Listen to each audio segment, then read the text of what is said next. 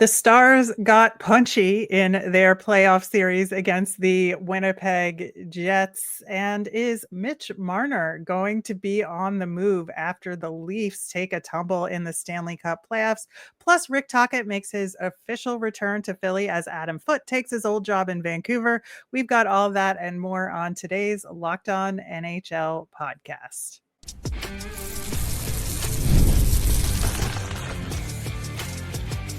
You're Locked On NHL, your daily podcast on the National Hockey League.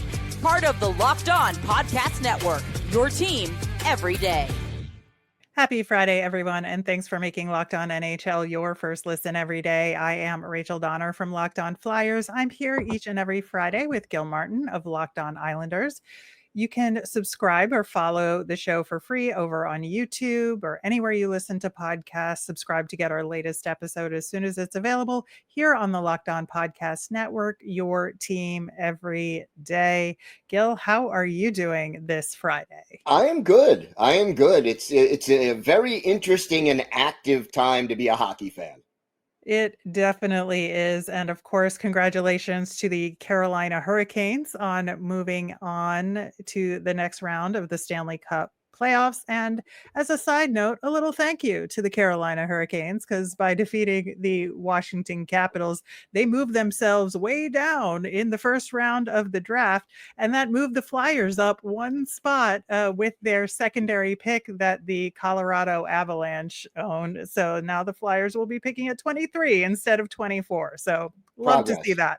Love to see that for us, especially since the Oilers ruined the other pick by winning in their series. So good times. Meanwhile, the Dallas Stars had an absolutely tragic game, losing 4-0 to the Winnipeg Jets. Now they are still ahead 3-2 in the series, and so all is not lost. However, it was a very bad loss that we saw last night with some extracurriculars for sure. Yeah, definitely some extracurriculars. And look, it has been a strange playoffs for the Winnipeg Jets. So good at home, and they go on the road, and it's like Jekyll and Hyde. It's like two different teams. And I want to know, who is it that is replacing Connor Hellebuck in goal when they go on the road? Because it sure as heck doesn't look like the Connor Hellebuck we saw all season. But at home, last night, lights out. I know. It's absolutely bizarre. And I think that, it's going to be literally a tough road ahead for them, as they, of course, have to go back to Dallas for game 6 in the next game on Saturday. But, I think that obviously they have it in them to play this well. It's just, can they put it together in a consistent way on the road? Yeah, and that's the big question. Now, who do you think has more pressure on them in game 6?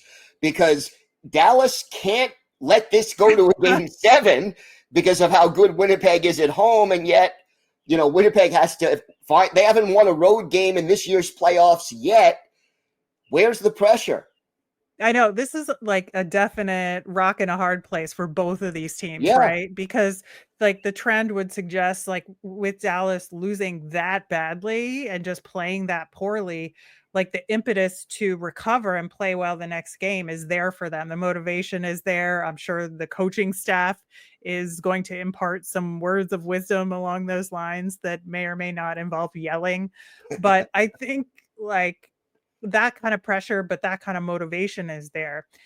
And to your point, the Jets have this similar kind of motivation of like, all right, guys, let's get it together on the road and actually tie this thing up and come back home. We know we can win at home. Right. So all we got to do is put the pieces together and have a successful game in Dallas. Which apparently so far is easier said than done. And, how do the Stars respond to playing so badly and to the incident we're going to talk about momentarily? And how do the Jets, does any momentum carry over for Winnipeg from this really good performance, last night? Or do you go into Dallas and everything changes? Right. And does Mark Scheifele go on a revenge tour here? Obviously, we're referring to the fact that he got sucker punched by Jamie Benn along the boards. There was like a lot of stuff happening along the boards at the time of the play with several players and pairings of players involved. But really, at the kind of what should have been the tail end of that activity, all of a sudden, Jamie Benn punches Mark Scheifele. And we've since found out that he got a $5,000 fine for the incident, which, I think seems like the typical thing for the NHL to do, because the incident did happen secondarily to play. It was not in the run of play. It wasn't like a board or an open ice hit or something Right. happened in the actual run of play of a game. And so a fine is typically where the NHL goes in these circumstances. But I think, to me, if you add the element that existed here of an official being between them, I feel like you got to up the ante here with some additional consequences. I do too. And look, I get it in theory. You don't want to be suspending players easily in the playoffs with so much at stake. But at what point? I mean, that was clearly not a hockey play.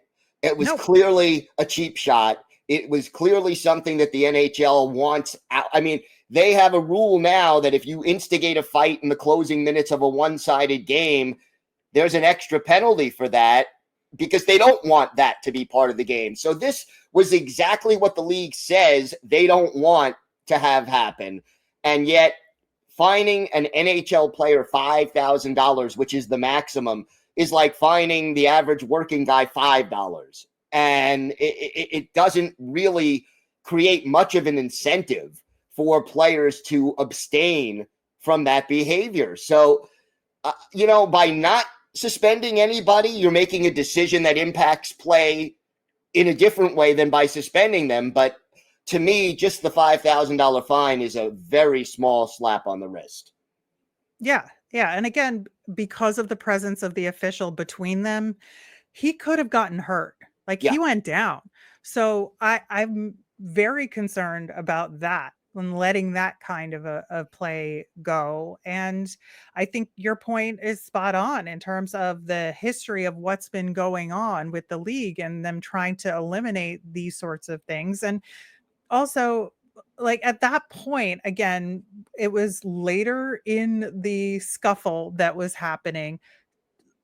Emotions should have been tampered down by that point. Now, was something said? I don't know. But I think that in theory, they should have been calmed down enough by that point. And there's absolutely no reason for Jamie Benn to have done that. Who does it benefit?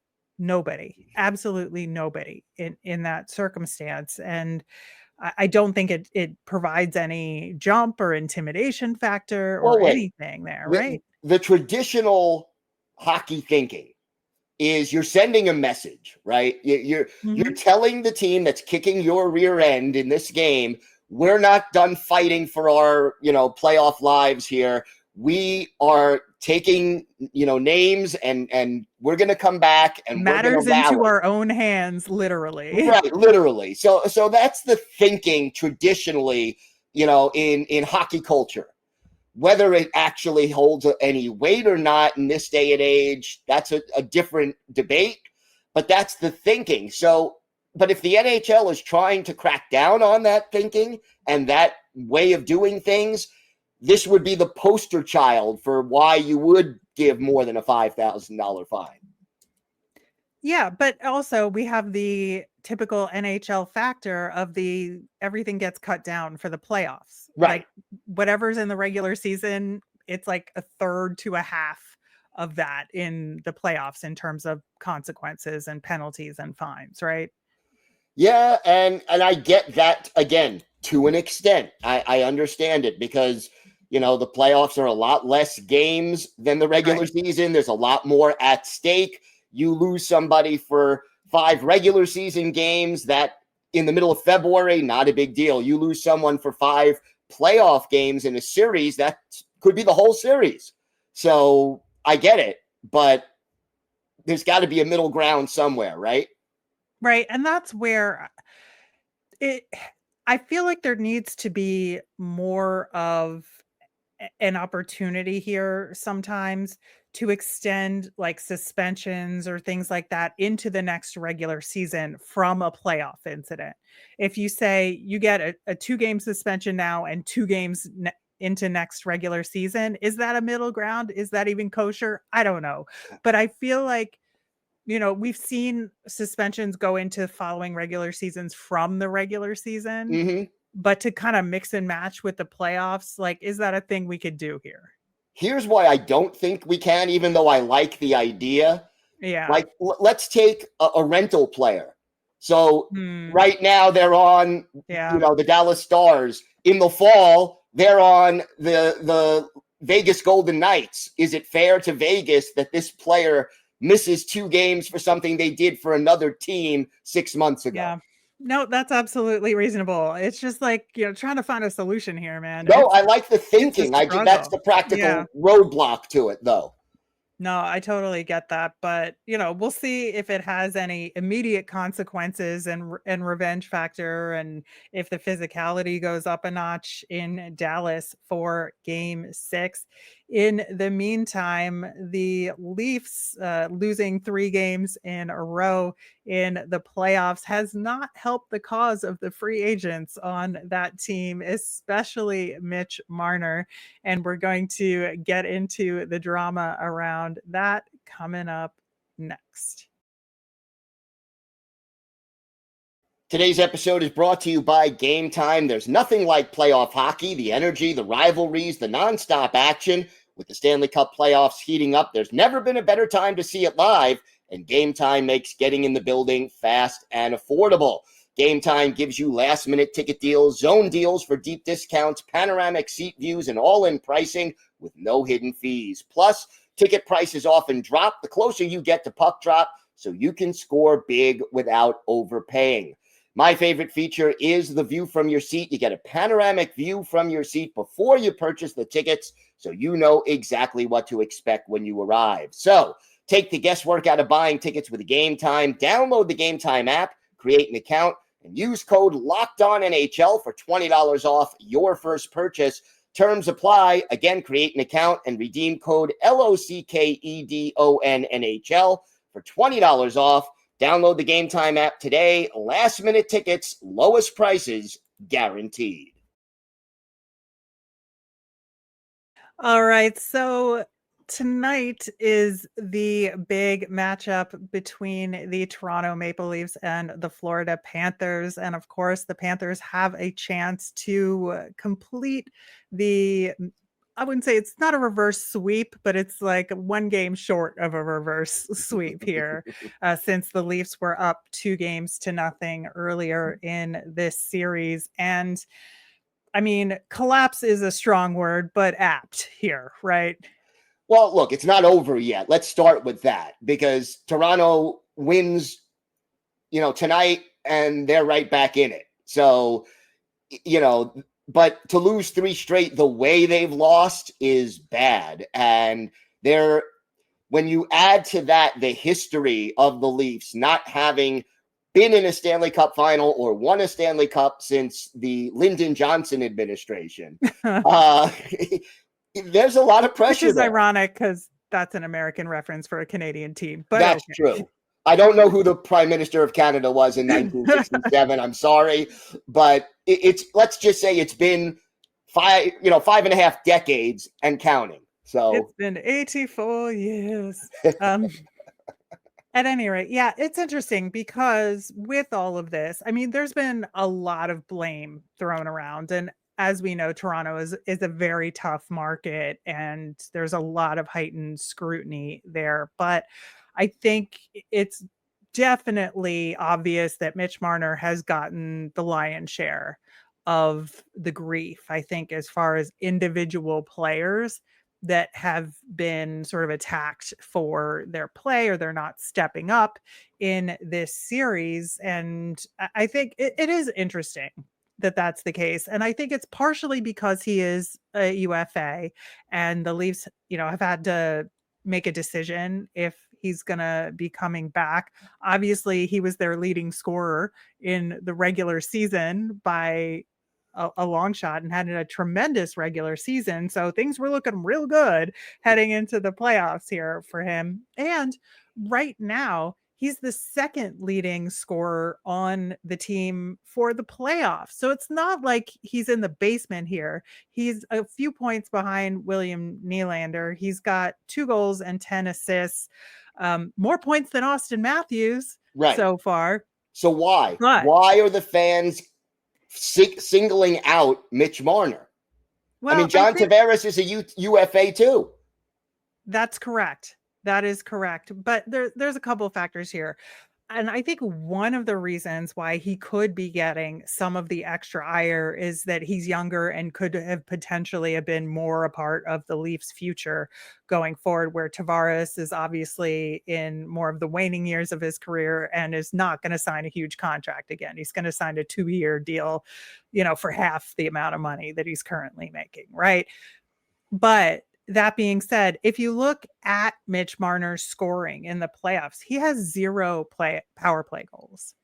And I think that is a huge expectation for him. I know he's got the 6 assists, right?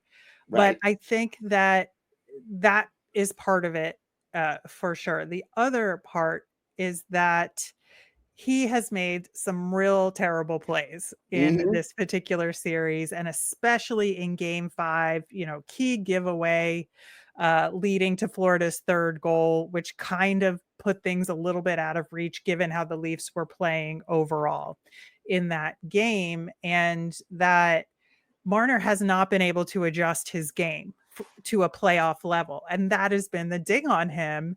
And so do they want to carry him through to a potential playoff run next year? Because they've seen now multiple times what Marner does in the playoffs. Like, is that fair? Well, here's sort of the caveat. You want to keep Mitch Marner. What do you think his AAV is going to be on his next contract? 11, 12, 12.5 million? You need to get a big return when it counts most if you're going to shell out that kind of money. And maybe that's why fans are directing their ire at him, because you're costing us, or if you're going to stay, you're going to cost us even more money. This is it. Chips are down. We need you now. And you're giving pucks away that lead to turnovers, that lead to goals in the back of our net. So, is it fair completely? No. Do I get it on a certain level? Yes. Yeah. And I think that's another interesting factor here, because, I mean, let's just assume that the Leafs let Marner walk here, right? And it would be really difficult to get nothing in return for Marner when they could have potentially flipped him. But obviously going into a playoff run, you don't want to do that. And you have the expectation that he's going to perform. So I don't necessarily expect that they could have traded him at the deadline or anything like that. But that being said, you look at his current contract, it was at 10.9, right? And now we have multiple years of evidence about what he does and does not do in the playoffs, but his success in the regular season gets you there. Right. What is that worth? I mean, is that a wash for his next contract, or does he automatically, because of his regular season point total being so high, automatically get him a pay bump? And especially looking at, the other players around the league in comparison, and is there an automatic level of pay that is to be expected given how he plays in the regular season? I think there is, as far as that. I mean, here's the thing about the pay bumps, right?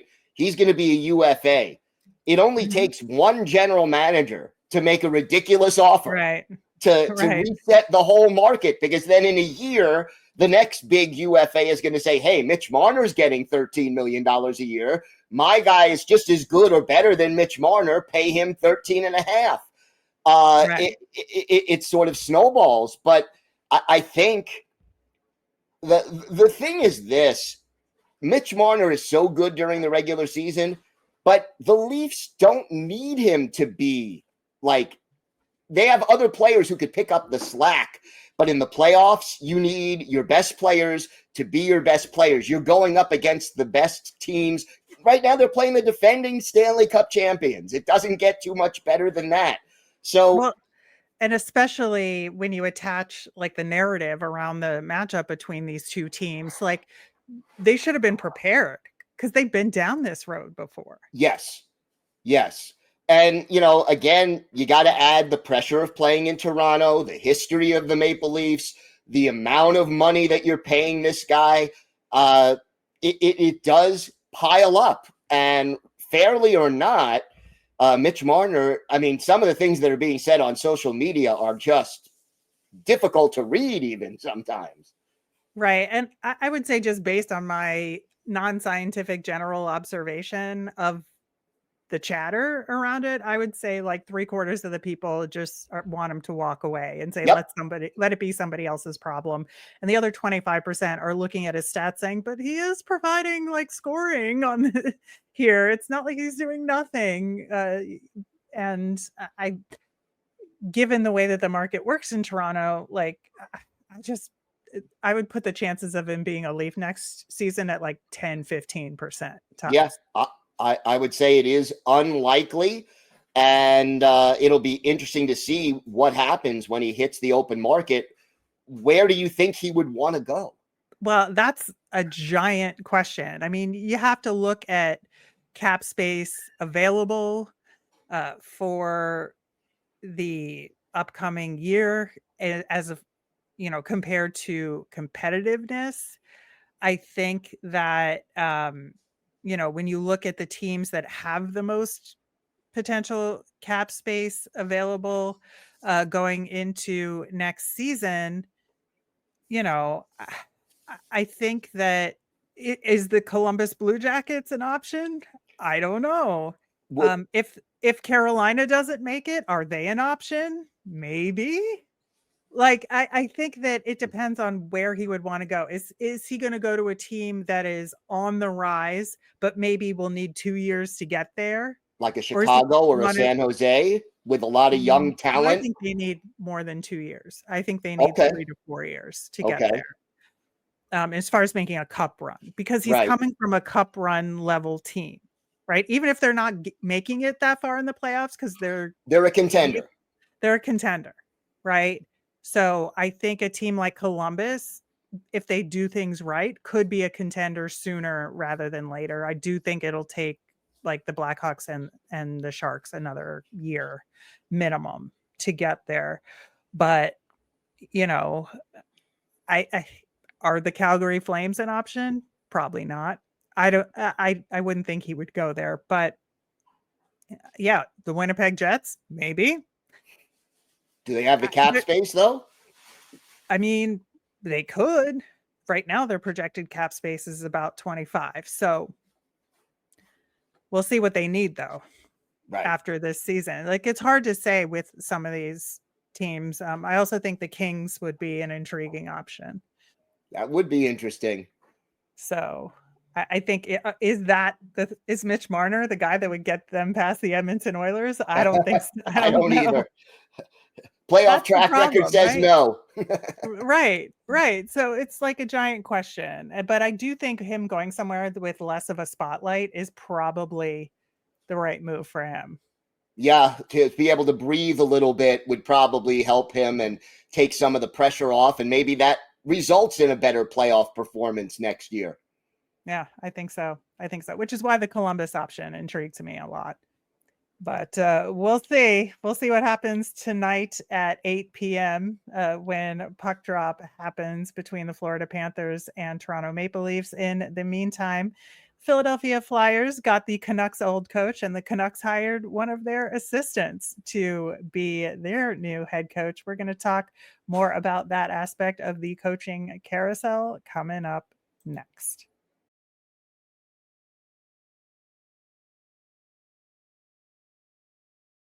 So this morning, the Philadelphia Flyers had their official press conference to announce Rick Tocchet as their new head coach. And given that I cover the Flyers and watched it very intently, can talk a little bit more about the hire and shed a little bit more light on it.